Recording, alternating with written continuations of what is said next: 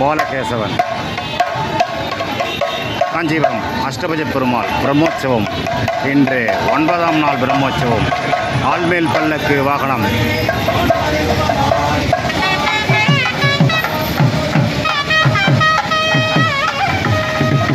ஸ்ரீ புஷ்பவள்ளி தாயார் சமேத அஷ்டபுஜ பெருமாள் பிரம்மோற்சவம். இன்று 9ஆம் நாள் உற்சவம். சுவாமி ஆள்மேல் பல்லக்கு வாகனத்தில் புறப்பாடாகி ஸ்ரீ தேவராஜ சுவாமி திருக்கோயில் நோக்கி சென்று கொண்டிருக்கிறார். அடியேன் பாலகேசவன் ராமானுஜதாசன் தேசிக பிரியன்.